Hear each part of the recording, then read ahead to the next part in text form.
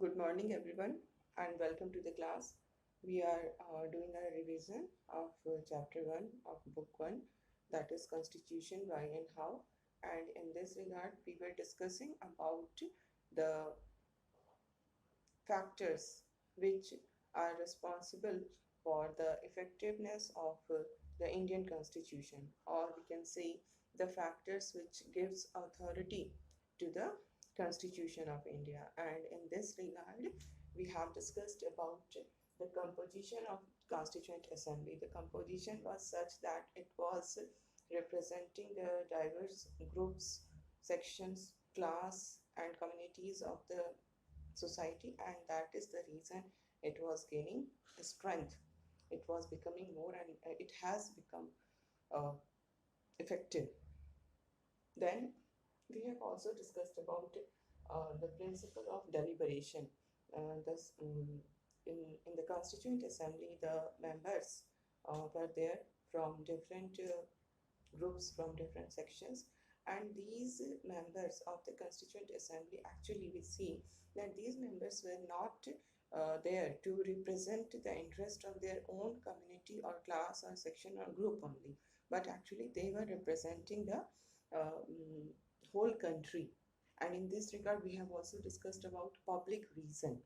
They were not giving argument in order to make other members support their view. They were not giving argument that is only in favor of their group, but the arguments were such that it becomes it was clear that if we accept their view, that will be good, that will be beneficial for the whole country, not for only one section or group of the society, in larger interest of the country. तो इस तरह से ये चीज़ें आई. Then third point we can say, we have discussed the procedure which was adopted in the Constituent Assembly. There were 8 important committees, and the members like Pandit Nehru, Sardar Patel, Dr. B.R. Ambedkar, Rajendra Prasad, they all were the heads, chairman of these committees, and these people were very um, of high intelligence, and it was not easy to come to a consensus because all these people were having difference of opinion. Like we have seen Sardar Patel and Nehru, they were uh, not the person who were very easy to agree upon any of the issues. उनके बीच में किसी भी issue पे agree होना बहुत आसान नहीं था बिकॉज उनके ओपिनियंस जो थे वो डिफरेंट थे. Then Ambedkar, he was a great critic of Congress as well as Gandhi. तो इस तरह से ऐसे डाइवर्स जिनकी सोच है वो लोग साथ में काम कर रहे हैं, and they are working together for our country, for the all or for all the people who are living in the country. So they wanted to reach to a consensus. Most of the decisions were taken by consensus only. Sometimes it has to put for vote also. कभी कभी ऐसा होता था कि vote भी लेना पड़ता था, बट मोस्टली कंसेंसस को ही फॉलो किया जाता था. कंसेंसस का मतलब होता है कि everyone, all the members of the assembly are supporting the provision. It means कि कहीं भी कोई भी एक मेंबर अगर डिससेटिस्फाइड है किसी भी एक particular provision of the constitution से, any one of the member is dissatisfied, it means कि it can be detrimental for a group.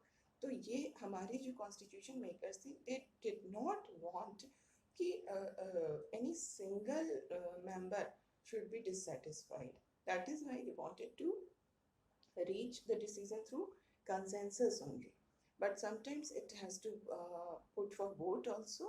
And in this regard, we will see कि whatever query was there, whatever complaint was there, whatever arguments were there, they all were satisfied by the members of the Constituent Assembly. कोई भी question अगर आ रहा है, कोई भी confusion है, कोई भी आर्गुमेंट है, जो कुछ भी होता था उसको बिल्कुल ही क्लियर किया जाता था, और ये सब कुछ राइटिंग में होता था. it all these discussions were in writing, I told you earlier also. और आज भी हमारे पास वो सारी जो रिटन आर्ग्यूमेंट्स, जो आर्ग्यूमेंट्स ओरली हुए कॉन्स्टिट्यूंट असेंबली में, उसका भी रिटन डॉक्यूमेंट्स हमारे पार्लियामेंट में अवेलेबल है, पार्लियामेंट की लाइब्रेरी में। तो इस तरह से हम देखते हैं कि हमारी असेंबली जो है, कॉन्स्टिट्यूंट असेंबली, उसमें बहुत ही जो प्रोसीजर अडॉप्ट किया गया था in order to make the constitution, that procedure itself was highly appreciable, and all the process was open to public as well as press. So everything was transparent, nothing was hidden, everything was open to all. Anyone can go to the constituent assembly and observe the proceedings. And in this regard, it is also important that we know that it took 2 years, 18 months and almost 11 days in order to complete the constitution. तो इस ये जो period था 2 साल 11 महीने and 18 दिन, इस period में जो कंस्टिट्यूएंट असेंबली हमारी मीट की थी, that was for 166 days. Actual working days जो था वो 166 डेज था। And now we will come to the fourth factor which make the Indian constitution effective, and this factor is inheritance of the nationalist movement.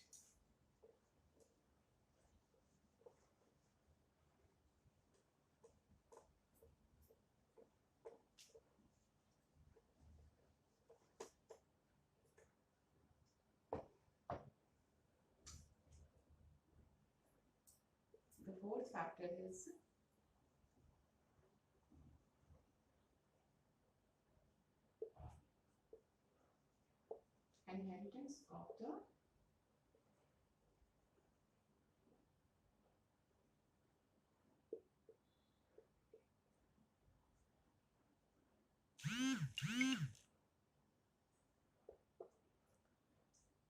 inheritance of the nationalist movement. So just now I told you that the assembly met for 166 days, and we also know that our assembly was full of diverse people, full of full of members who belong to different community, different groups and different section and class and all, है ना। बहुत ज़्यादा diversity थी हमारे constituent assembly के अंदर, on the one hand, and on the other hand we are saying that it meant for just for 166 days and the constitution was ready. So it's not कि the constitution making process was was started and completed during this time only. ऐसी बात नहीं है कि बस ये 166 days के अंदर ही constitution making की process start होती है और वो end हो जाती है. No, it was not like that. Actually what we find कि अगर हम देखें तो हमारा जो कॉन्स्टिट्यूशन के बनने का जो प्रोसेस है, actually that process started from the national movement itself. We were fighting against the British rule, against the colonial rule, which was there for the last around 190 years. We have started our struggle from 1857 with the Sepoy Mutiny of 1857. The struggle was started. तो we can't say कि constitution making का काम बस इसी 166 days में हो रहा है और जो 9 दिसंबर 1946 को इसकी फर्स्ट सिटिंग होती है तभी से कॉन्स्टिट्यूशन मेकिंग की प्रोसेस स्टार्ट होती है. Actually it was not the case. और जिस तरह का हमारा the composition of the constituent assembly was such that it was not possible for any constituent assembly to reach to a consensus in the absence of consensus on broad principles of the constitution. जिस तरह की diverse composition था हमारे constituent assembly का, उसमें अगर एक जो ब्रॉड प्रिंसिपल्स जो होते हैं उस पर अगर कंसेंसस नहीं होता तो फिर एक कॉन्स्टिट्यूशन को बनाना बहुत ही मुश्किल था इस कॉन्स्टिट्यूएंट असेंबली के लिए, because it was a diverse group. It was representing diverse interests which were self-conflicting. एक दूसरे से वो कॉन्फ्लिक्ट करते थे, उनमें क्लास था उनके इंटरेस्ट में. ऐसे में अगर एक ब्रॉड प्रिंसिपल पे हमारा कंसेंसस नहीं होता तो it was not possible for making a constitution. Now the question comes कि from where this broad principle arise, कहाँ से ये ब्रॉड प्रिंसिपल आया. ये just broad principles जिस पे कि हमारा पूरा constitution based है. Actually that broad principles, those principles uh, started, we find the foundation of those principles in our nationalist movement. जो हमारा nationalist movement हुआ, वो सारा movement जो था उस वो जिस भी प्रिंसिपल को बेस बना करके वो मूवमेंट हुए, उन्हीं सब प्रिंसिपल को हमने कॉन्स्टिट्यूशन में रखा. एक्चुअली वी कैन से कि constituent assembly was there only to give concrete shape and form to the principles that it had inherited from nationalist movement. पहले ही हमारा जो हम कह सकते हैं कि foundation was ready for the constitution. Constitution बनाने के लिए जो फाउंडेशन था वो पहले से ही हमारा तैयार था.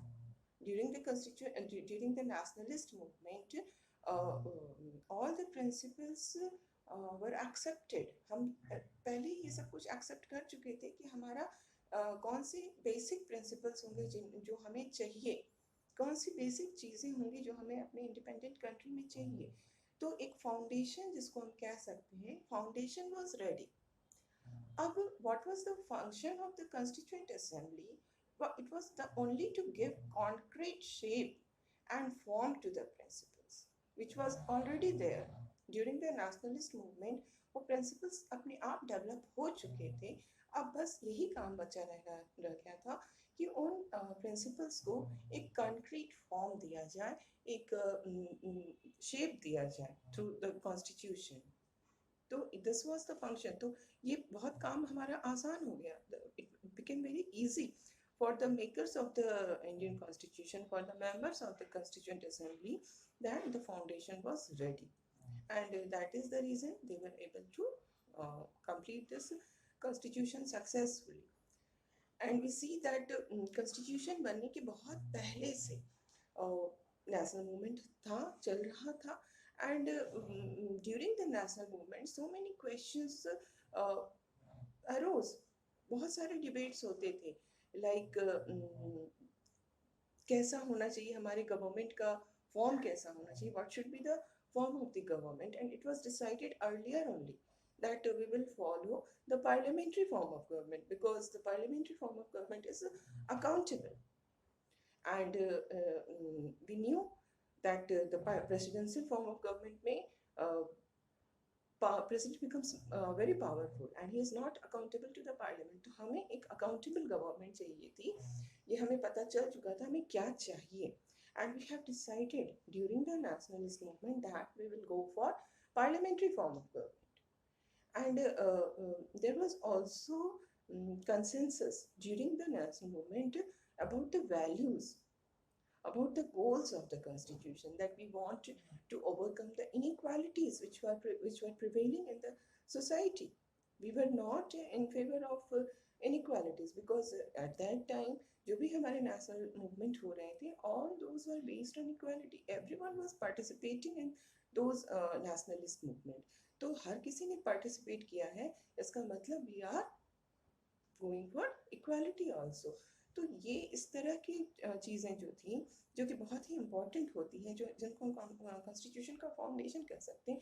तो फाउंडेशन तो पहले ही हमारा रेडी हो चुका था. अब बस उसके ऊपर उनको ये building of constitution was to be constructed by the members of the constituent assembly. So in this regard we will see that Pandit Nehru, he presented the objective resolution of the constitution before the constituent assembly.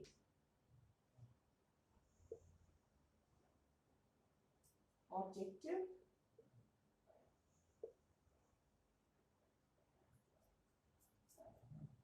resolution.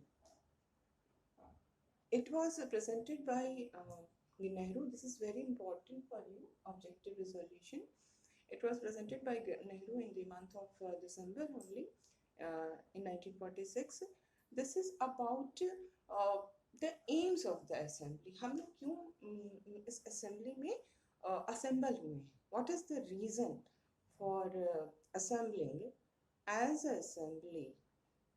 क्या हमारा aim है? Okay तो ये जो resolution है वो define करता है एम्स ऑफ द असेंबली को.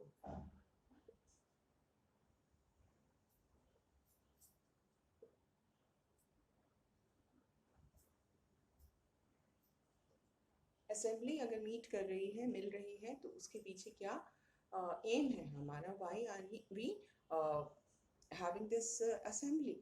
Okay, so actually this resolution, in this resolution there was all the values and aspirations, everything was there. जो हमारे सोसाइटी का aspirations थे कि हमें किन चीज़ों की हम चाहत है हमारी, क्या एस्पायर करते हैं, what do we aspire from the constitution, what are the values we want that they must be there in the constitution. Everything was there in the objective resolution. And we will see that if you proceed further, you will go through the different chapters of the constitution. We have gone through the different chapters of the constitution. You can very easily relate this जो AIIMS, जो objective resolution में नेहरू ने जो AIIMS बताए, उनको हम बहुत easily relate कर सकते हैं अपने कॉन्स्टिट्यूशन के डिफरेंट प्रोविजन से कि नेहरू ने जो ये कहा ऑब्जेक्टिव रिजोल्यूशन में, उसको हम कहाँ एक्चुअली पा रहे हैं अपने कॉन्स्टिट्यूशन में. लाइक हमारे fundamental rights, then directive principles of state policy, then federal structure of the government, then preamble के जो वर्ड्स हैं, they are also very much influenced by this objective resolution. तो ये जो ऑब्जेक्टिव रिजोल्यूशन है ये बहुत ही इम्पॉर्टेंट इसको कहा जाएगा, क्योंकि ये इसने बताया कि कॉन्स्टिट्यूएंट असेंबली को कहाँ जाना है, क्या हमारा एम है, what are we suppose to do. और इसने एक फाउंडेशन बता दिया, और ये जो फाउंडेशन इन्होंने बताया ऑब्जेक्टिव रिजोल्यूशन के through, that foundation was based on the nationalist movement. ठीक है, तो एक अभी हम लोग we will look at this objective resolution कि इसमें क्या क्या नेहरू ने कहा था. और इससे हमको ये भी समझ में आता है, we also come to know that constitution is not merely a maze of rules and procedure. ये नहीं होता है कि कॉन्स्टिट्यूशन सिर्फ एक रूल बुक है जिसके अंदर डिफरेंट रूल्स एंड प्रोसीजर्स लिखे होते हैं और कंट्री को उन रूल्स एंड प्रोसीजर्स के अकॉर्डिंगली चलना होता है. But actually the constitution is a moral commitment to establish a government that will fulfill the many promises that the nationalist movement held before the people. It's not only about rules and procedure. आप जो कुछ भी rules बना रहे हैं, जो कुछ भी प्रोसीजर बना रहे हैं, वो एक तरह का एक मॉरल कमिटमेंट है जो कि हमने मीन्स जो nationalist leaders थे who took part in the nationalist movement, who were leading the nationalist movement, those nationalist leaders have promised to the people that when we will get independence, then we will follow these rules, we will follow these principles, we will follow these values.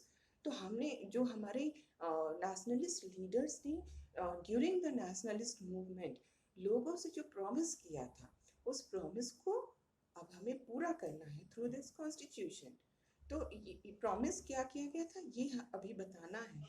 मतलब we are knowing, all the members were knowing, but still एक objective resolution के form में नेहरू ने बताया कि क्या हमारा moral commitment है, what are we suppose to do for the country. Because जो भी हमने प्रॉमिस किया है लोगों से, अब वो समय आ गया है कि हमें उन सारे प्रोमिसेस को कंप्लीट करना है, पूरा करना है.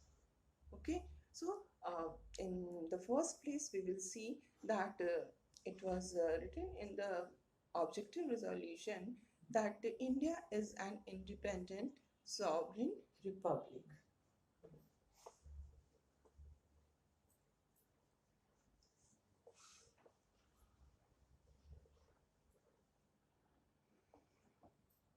So India is an independent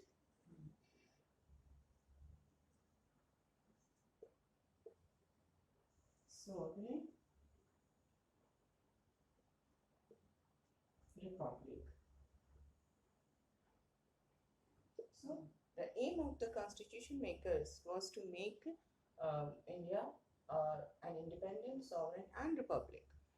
Independent means India is a free country. There is no foreign rule on our country. Sovereign means the sovereign has two aspects, as we have discussed already about sovereignty.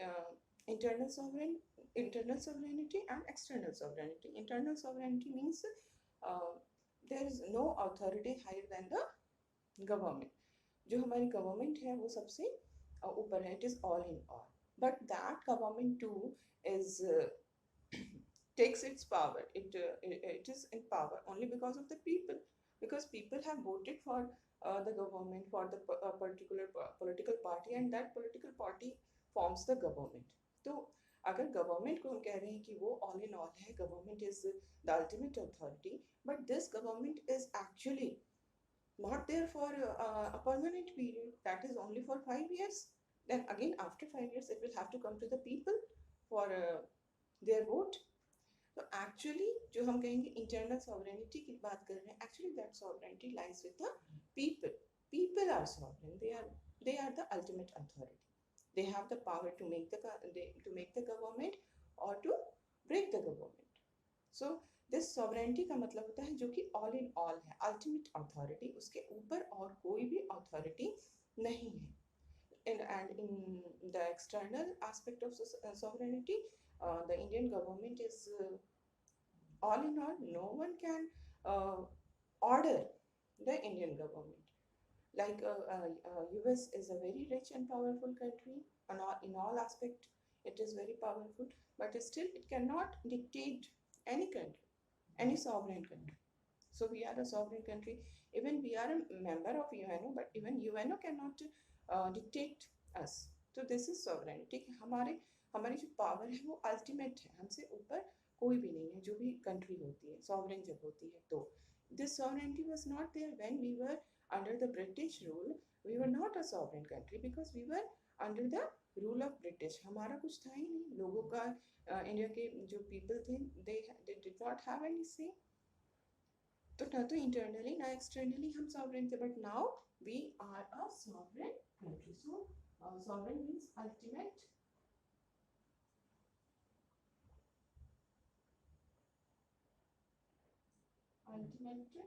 Powerful जिसके ऊपर कोई authority नहीं होती है and then India is also a republic. Republic means the head of the government must be elected directly or indirectly. It doesn't matter, but he or she must be elected. Like India is a republic because हमारा जो head of the state है, that is president, he is indirectly elected by the people, है ना? तो हमने अपनी country को republic बनाया क्योंकि हमने अपना जो head of the state था उसको हमने elected बनाया है ना and if we see in this context UK is not a republic because in UK we see king is there and a crown is there the crown is not elected by the people so UK is not a republic but we are republic so these three terms were used by Nehru in his objective resolution now the next point is India shall be a union of erstwhile British Indian territories, Indian states, and other parts outside British India and Indian states as are willing to be a part of the union. तो अब ये कहा गया कि India जो है वो एक यूनियन होगा. India shall be a union of what? India shall be a union of British India. India shall be a union of Indian states and other parts also if any other part wants to be a part of the Indian Union. So, Union of British India. ये वही British India है जिसको हमने British provinces कहा था है ना दो पार्ट में इंडिया बटा हुआ था एक पार्ट ब्रिटिश प्रोविंसेस थे तो दिस इज ब्रिटिश इंडिया जिनको हम ब्रिटिश प्रोविंसेस कह रहे हैं ठीक है एंड दूसरी पार्ट जिसकी बात हुई वो यहाँ पर जिसको कहा जा रहा है Indian states, that is princely states, जो कि 565 प्रिंसली स्टेट्स थे उस समय. तो India will be a union of British India, Indian states and other parts outside this British India and Indian states who want to be a part of the Union of India. And we find this Union of India जो term use किया गया, the same term is used in Article 1 Clause 1. तो इस तरह से जो चीज़ें भी यहाँ पर कही जा रही हैं, ऑब्जेक्टिव रिजोल्यूशन में जो चीज़ें भी थी, those all are there in our constitution.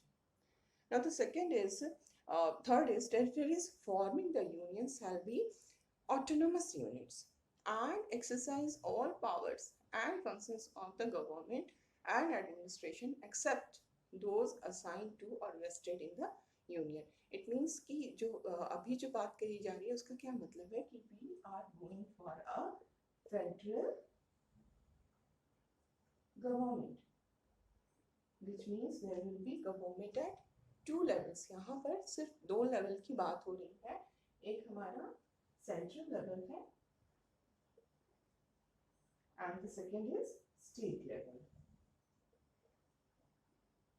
जो ये ब्रिटिश इंडिया और इंडियन स्टेट्स ये सभी मिलकर के जो इंडियन यूनियन बना रहे हैं, they all are autonomous unit. Autonomous means they will get power from the constitution itself. They are getting power, है ना. अभी हम अपने स्ट्रक्चर को, फेडरल स्ट्रक्चर को देखते हैं तो यही है. हमारे जो स्टेट्स हैं उनको पावर कौन देता है? Constitution gives them power. Central government is not giving them power. अगर सेंट्रल गवर्नमेंट स्टेट्स को पावर देती तो फिर हम उसको ऑटोनोमस यूनिट्स नहीं कह सकते थे,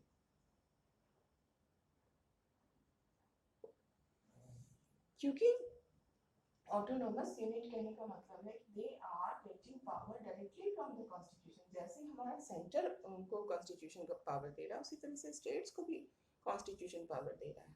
and in this regard there are so much controversy about which we have discussed in our chapter federalism. ये किस तरह से हमारे यहाँ जो डिवीजन ऑफ पावर किया गया है ये सेंटर और स्टेट के बीच में, that is in favour of centre. हमारे सेंटर को स्ट्रॉन्ग बनाया गया है, क्योंकि इस तरह का जो सिचुएशन था that was responsible for this provision जो भी था. तो इसको लेकर भी काफ़ी कुछ कंट्रोवर्सी होती रहती है and we have discussed all these things. यहाँ पर हमें उसके बारे में डिटेल में नहीं जानना है. बस यहाँ पर हम यही देख रहे हैं कि ऑब्जेक्टिव रिजोल्यूशन जो नेहरू ने लाया उसमें फेडरल गवर्नमेंट की बात की गई और ये कहा गया कि स्टेट गवर्नमेंट वो सारे पावर्स यूज करेंगे, वो सारे फंक्शंस करेंगे जो कि यूनियन को नहीं दिया गया है. यूनियन में सेंटर, तो जो पावर सेंटर को नहीं दिए गए हैं और जो इसको दिए जाएंगे वो अपने पावर को यूज करेगा. Okay, and then we see that all powers and authority of sovereign and independent India and its constitution shall flow from the people. Means people are ultimately powerful. People are all powerful. No one is above the people because we have adopted a democratic government. Government, अगर government का formation होता है तो उसमें people का ही role होता है, because they take part in the elections, they give their vote, जिसको मेजोरिटी मिलती है वही गवर्नमेंट का फॉर्मेशन करती है. अब अगर अभी यहाँ पर हम देख रहे हैं कॉन्स्टिट्यूशन मेकिंग का काम हो रहा है, तो इस कॉन्स्टिट्यूशन मेकिंग में भी people are playing the role because representatives of people are there in the constituent assembly to make the constitution. So what we find कि जो भी power and authority है, sovereignty की जो भी power and authority, that is coming from the people. We find this expression in the preamble of the constitution. When we see that the preamble starts with these words, we the people of India. It means कि constitution किसने बनाया है? We the people of India. So sovereignty ultimately lies with the people, as I told you earlier also. And then we see that all people of India shall be guaranteed and secured social, economic and political justice, equality of status and opportunities, and equality before law, fundamental freedoms of speech, expression, belief, faith, worship, vocation, association, action. Everything is given to people, just but all these freedoms are subject to law and public morality. It means कि these freedoms can be restricted according to the public morality or on the basis of national interest. So all these are expressed in the fundamental rights of the people, which is part 3 of the constitution. In part 3 of the constitution we are given is fundamental right, all these like जो भी हम बात कर रहे हैं कि expression of speech की liberty होनी मिलनी चाहिए, then belief, faith, worship, जो अभी हमने कहा वो सारे के सारे हमें फंडामेंटल राइट्स जो है मिले हुए हैं पार्ट 3 के थ्रू. तो जो भी ऑब्जेक्टिव रेजोल्यूशन में जो कुछ भी कहा गया, everything is there in the constitution. And then we also see that the minorities and backward and tribal areas, depressed and other backward classes shall be provided adequate safeguard. Safeguard की भी बात की गई इस objective resolution में. It means कि reservation की जो पॉलिसी अडॉप्ट की गई, सबको रिजर्वेशन दिया गया, सब जो हमारे डिप्राइव्ड सेक्शन थे जैसे जो माइनॉरिटीज़ हैं, जो बैकवर्ड हैं, ट्राइबल्स हैं, दलित्स हैं, उनके लिए बहुत कुछ किया गया. तो इसकी भी बात जो है वो ऑब्जेक्टिव रिजोल्यूशन में की गई. And then some other points are there in this objective resolution, and we will discuss it in the next class.